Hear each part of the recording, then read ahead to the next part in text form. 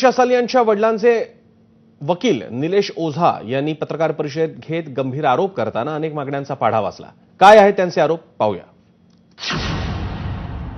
मुख्य आरोपी आदित्य ठाकरे आणि सगळेजण सांगतात आदित्य ठाकरे आरोपी. त्याच्यासोबत उद्धव ठाकरे पण आरोपी आहेत, त्यांच्यासोबत सूरज पंचोली पण आरोपी आहे, पोलीस अधिकारी पण आरोपी आहेत.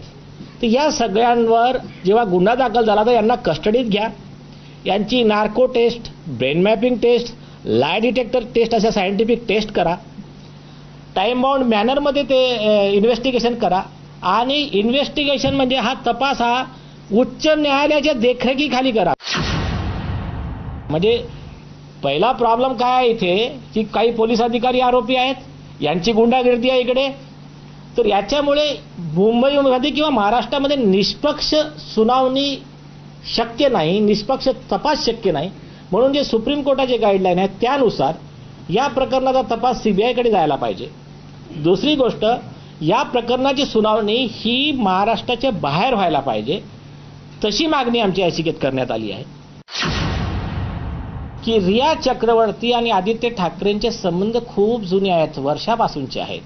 की 44 वेळा यांचे कन्व्हर्सेशन झाले एक दुसऱ्यांच्या सोबत, फोन कॉल झाले. मर्डर टाईमच्या वेळेस जे 2 मर्डर झाले, दिशा सालियांचा पहिले झाला आणि 6 दिवसात 5 दिवसात जे काही आहे तो सुशांत सिंग राजपूत यांचा झाला. तेव्हा 44 कॉल यांचे होते.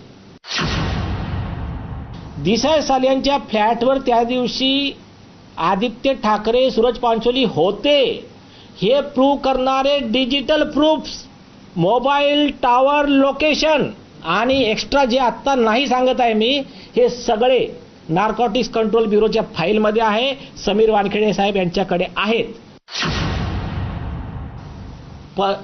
14व्या माळ्यावरून जेव्हा एखादी बॉडी पडते तर ही बिल्डिंग आहे तर अशी पडते ना, तिच्या बाजूलाच पडते. या केसमध्ये 25 फूट दूर बॉडी पडली होती.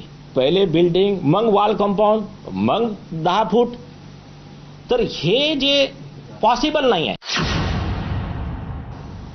रिक्रिएशन ऑफ द सीन, तो क्राईम सीन हा रिक्रिएट करायचा. दिशाच्या त्या वेटच्या एवढी एक डेड बॉडी म्हणजे दुसरी बॉडी बनवायची, त्या 14व्या माळ्यावरून त्याच ठिकाणातून वरती येऊन फेकायची. आणि याच्या प्रेयरमध्ये केलं आहे की ते सगळं व्हिडिओ रेकॉर्डिंग सगळ्या मीडियाच्या समोर करा, ते म्हणजे सत्य बाहेर. जर ती बॉडी खरंच 25 फूट दूर जाऊन पडली तर आमच्या सगळ्यांना हे प्रकरण चालूच नका तुम्ही, आम्हाला अशीच शिक्षा देऊन टाका. आणि जर ते तिथे खाली पडली तर मग त्वरित पहिले त्या पोलीस अधिकाऱ्यांना अटक करा. हे आमची अशी मागणी आहे. अरे वो क्या हो गया, वो ऊपर से गिर गई थी. मग गिर गई थी तर यांच्या वडिलांचा एक साहजिक प्रश्न होता, 14व्या माळ्यावरून पडली, तुमच्या कोणाच्याच शर्टला काही ब्लड दिसत, तुम्ही उचलून आणलं ना तिला, याच्यावर काही ब्लड दिसत नाही आहे. अरे नाही बोले वो थोड़ा सा अभी टेंशन में बाद में बात करते. जे काय झालं त्यांना सगळं त्याला आपल्या सिंपल लँग्वेजमध्ये चूरन दे रहे थे, तो ठीक आहे. तर ते त्यांना फिरवलं. त्याच्यानंतर दुसऱ्या दिवशी हे स्वतः तिथे गेले. त्या ज्या जागेवर पडली तिथे ब्लडचा एकही डॉट नाही. दिशाच्या